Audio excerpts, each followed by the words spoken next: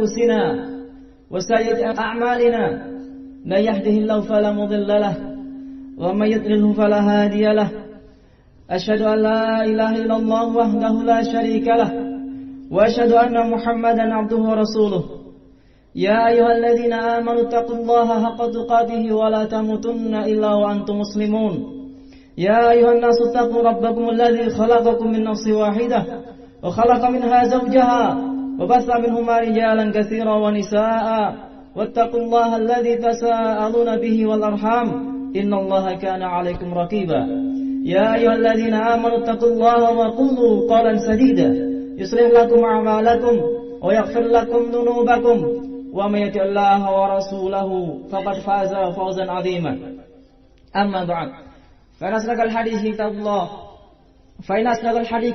كتاب الله وخير الهدي هدي محمد صلى الله عليه وعلى آله وسلم وشر الأمور محدثاتها فإن كل محدثات بدعة وكل بدعة ضلالة وكل ضلالة في النار أعاذني الله وإياكم من النار.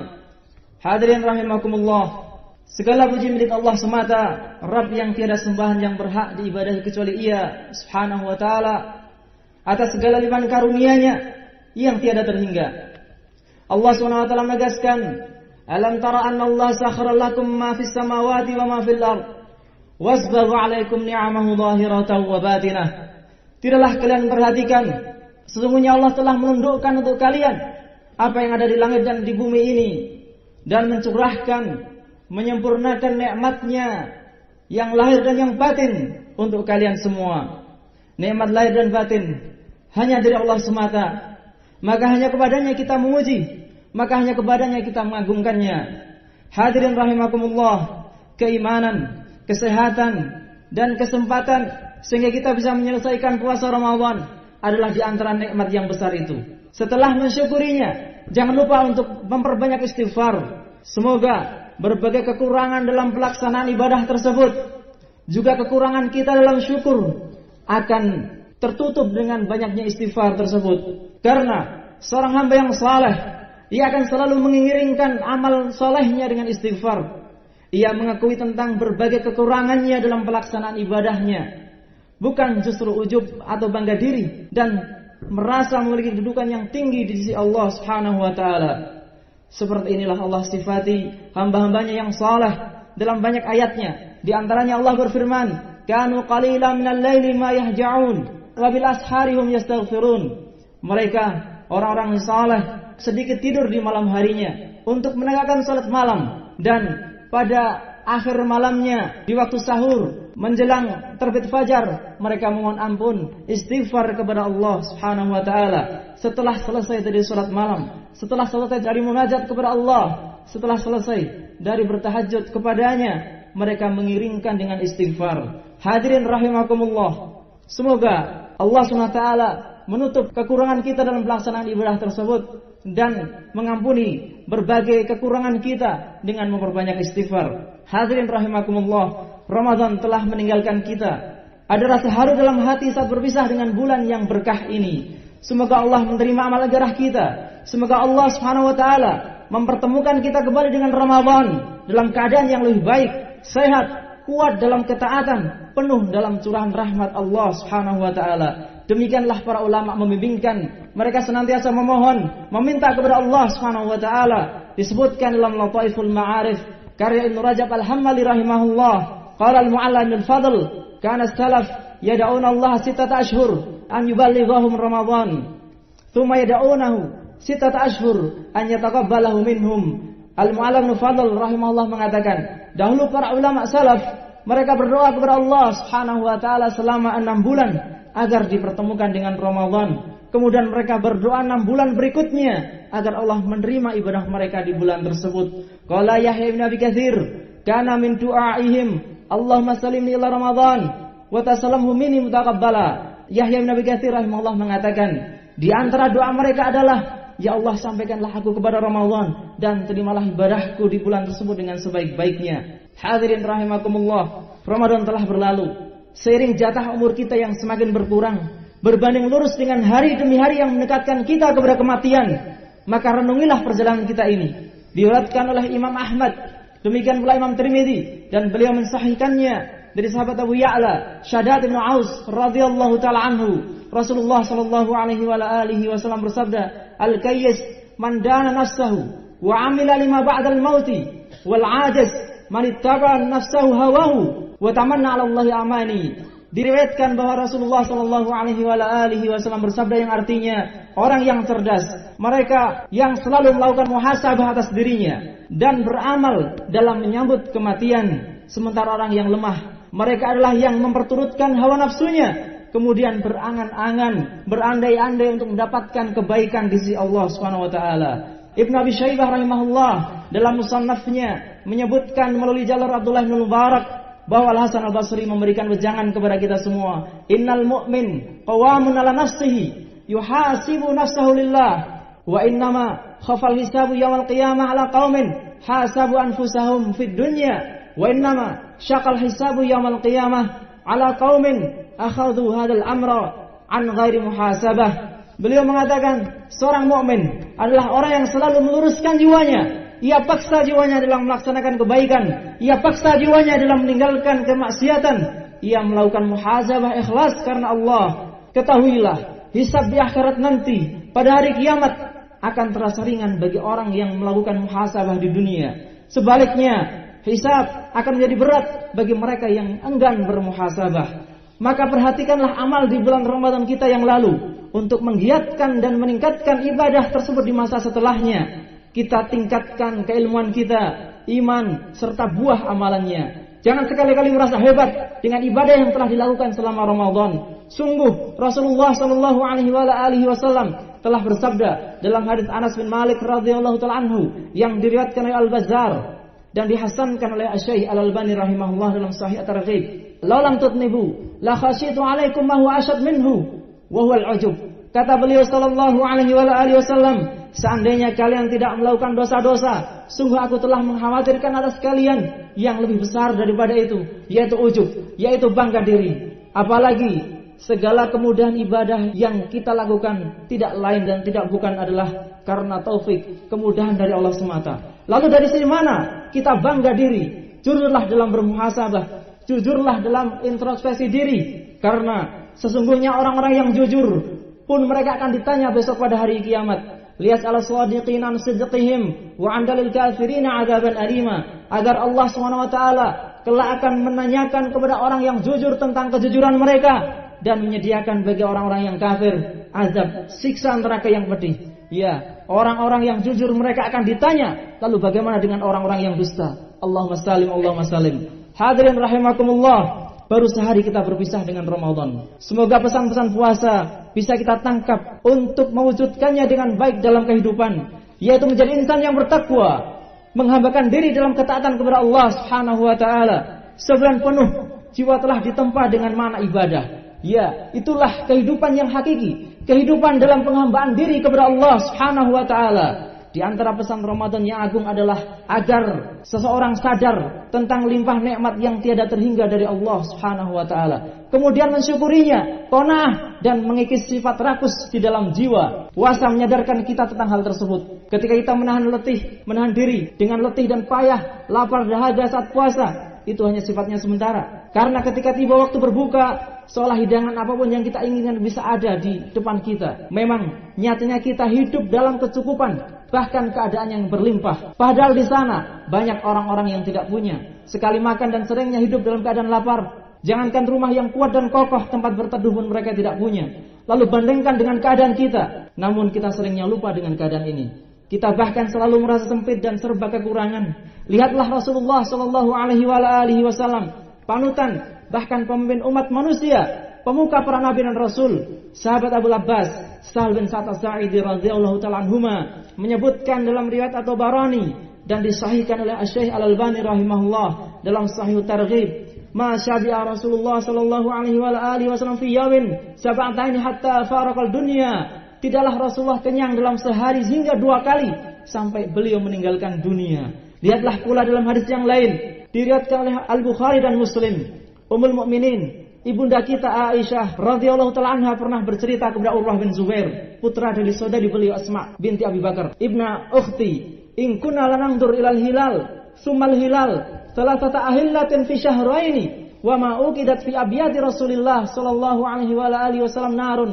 Wahai putra saudariku, dahulu kami melihat hilal datangnya bulan baru, kemudian hilal kedua, kemudian hilal ketiga, 3 kali hilal, yaitu dalam 2 bulan berturut-turut dalam keadaan tidak ada api yang menyala di dapur Rasulullah sallallahu alaihi wasallam. Qultu ya khalah, makana ya'ishukum. Urwah bertanya, wahai bibi, lalu bagaimana makan kalian? Qala al-aswadan, at-tamr wal ma'. Aisyah menjawab, al-aswadan, kita hanya makan kurma dan air, kecuali ketika ada tetangga dari Ansar yang mengirimkan susu kepada Rasulullah sallallahu alaihi wasallam, maka kami bisa meminumnya. Dan inilah pula kehidupan Rasulullah sallallahu alaihi wasallam. Dalam riwayat Al-Bukhari dan Muslim dari sahabat Abdullah bin Umar, dari sahabat Umar bin Al-Khattab radhiyallahu ta'ala anhu, beliau mengisahkan, dakhaltu ala Rasulillah sallallahu alaihi wasallam wa huwa muttaji'un ala hasirin fajalastu fa'adna wa alaihi zarahu wa laysa alaihi ghairuhu. Aku pernah masuk menemui Rasulullah sallallahu alaihi wasallam. Ketika itu beliau berbaring di atas tikar. Aku duduk mendekat dan beliau hanya mengenakan sepotong kain, tidak memiliki selainnya. Wa idzal hasiru qad athara bi jambihi. Tikar itu pun telah membekas di bagian sisi tubuh beliau yang mulia. Fa nadartu basari fi khizanati Rasulillah sallallahu alaihi wasallam fa idza ana bi qabdatin min sya'irin nahwi sa' wa mithlihi qaradan fi nahiyatil ghurfah wa idza ufikun mu'allakun. Mataku berkeliling di ruangan yang tidak besar itu. Aku melihat isi rumah beliau. Di sana hanya ada segenggam gandum seukuran sok atau semisalnya. Juga ada bahan baku untuk menyamak kulit di sudut kamar. Di sudut tergantung pula kulit yang belum tersempurna disamak. Qala fabtadarat aynaya. Umar mengatakan seketika itu air mataku tumpah, tidak tertahan lagi. Qala ma yubkika ya Ibnu Khattab? Apa yang membuat kau menangis wahai Ibnu Khattab? Maka beliau mengatakan, qultu ya Rasulullah, mali wala abki wa al hasir qad ha'athara fi jambika. Wahai Nabi Allah, kenapa aku tidak menangis sementara tikar ini telah membekas di tubuh Anda? Wa hadhihi khizanatuka la ara fiha illa ma ara.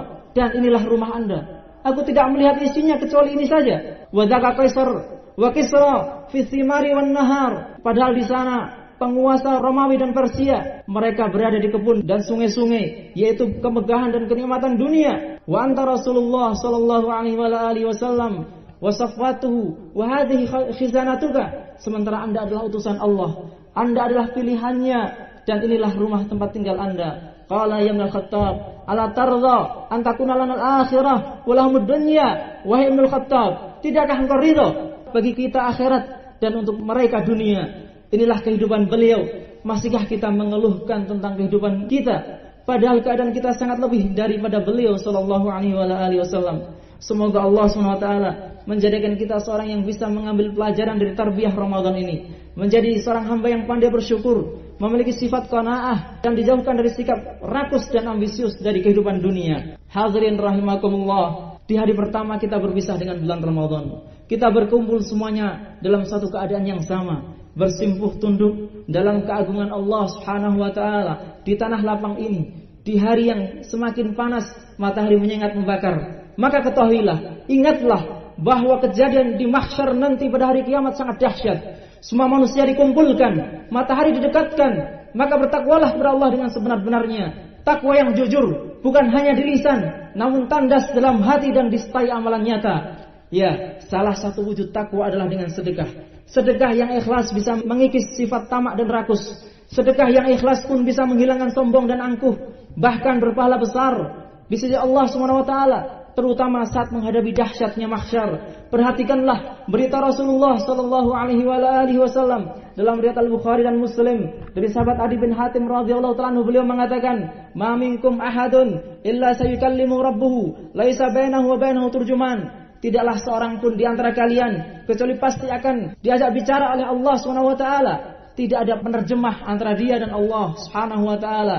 Fa yanzuru aymana minhu fala yara illa ma qaddama. Dia melihat ke kanannya, tidak melihat kecuali amalan yang telah dia lakukan. Fa yanzuru asyama minhu fala yara illa ma qaddama. Dia melihat kepada kirinya, tidak melihat kecuali amalan yang telah dia lakukan. Fayanzuru baina yadayhi fala yara ila an-nar tilqa wajhihi, maka dia melihat ke depannya, dia tidak melihat kecuali neraka di hadapannya. Fattakun nar walau bisyikit tamrah, maka takutlah kalian kepada neraka walaupun sekedar sedekah dengan setengah biji kurma. Lihatlah kehebatan sedekah bisa menjadi sebab pelakunya diselamatkan dari neraka. Lihatlah pula dorongan Rasulullah sallallahu alaihi wasallam untuk bersedekah walaupun setengah butir biji kurma. Hadirin rahimakumullah, bahkan dalam kesempatan khutbah Id, Rasulullah sallallahu alaihi wasallam memperingatkan wanita secara khusus dari ancaman neraka dan sekaligus beliau memberikan solusinya dengan sedekah. Maka dengarkanlah terkhusus kalian wahai kaum wanita, dalam riwayat Al-Bukhari dan Muslim dari sahabat Abu Sa'id Al-Khudri radhiyallahu ta'ala anhu, beliau mengatakan, kharaja Rasulullah sallallahu alaihi wasallam fi adha aw fitrin ila al-musalla famarra ala nisa. Ketika Rasulullah sallallahu alaihi wasallam melaksanakan salat Id di tanah lapang pada hari Idul Adha atau Idul Fitri, beliau memberikan nasihat khusus kepada kaum wanita. Qala ya ma'syaran nisa tasaddaqna fa inni uridukunna aktsara ahli nar. Wahai sekalian wanita, bersedekahlah, sungguh telah diperlihatkan kepadaku bahwa kalian adalah mayoritas penduduk neraka. Kunna wa bima ya Rasulullah, mereka bertanya, kenapa wahai Rasulullah? Qala tukfirna la'an wa takfurnal ashir, karena kalian banyak mengeluh dan mengingkari kebaikan suami.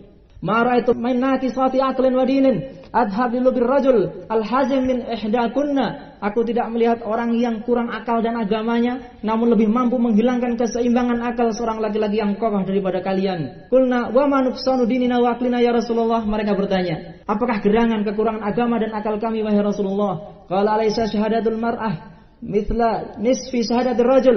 Qulna bala. Qala fadzalika min nuqsani aqliha. Bukankah persaksian wanita adalah setengah persaksian laki-laki?